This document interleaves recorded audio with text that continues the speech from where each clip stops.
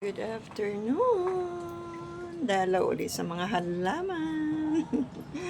Ayan, na-fresh na sila kasi naulanan sila dito. Walang bubong yung outside garden. Ipakita ko sa inyo, ha? Ay, ito nagpa-flower na naman, ha? Nagpa-flower na naman siya. Nagpa-flower pala to, no? Ibang klaseng snake plant ito. Yun, nagpa-flower siya. Ayun, nagpa-flower siya. Ayan. Ayan. Nagpa-flower siya. Snake plant siya, pero ano siya? Ibang klase ito.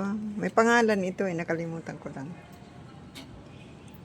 Maliit siya na snake plant. Kasi yung isa naming snake plant, ang tataba, tsaka ang hahaba. Ito naman, pino siya, oh.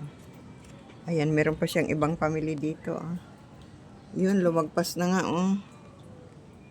Ayun, ayun, ayun, ayun, ayun. Lumusot sa mga paso. Maliit kasi na yung paso, eh. Kailangan ilipat siya, no? Para makapagbulaklak sila. Yan. Snake. Ito naman. Sansevieria din to. Ibang klaseng Sansevieria. Ito rin, iba rin. And the other one.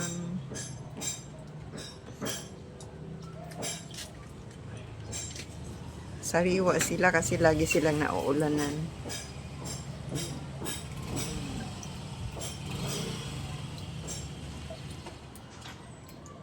Tataba na yung mga leaves nila. Ayan, tataba na yung mga leaves nila.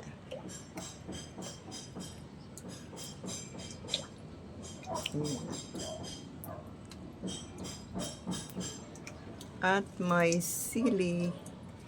Nagbubunga ang sili.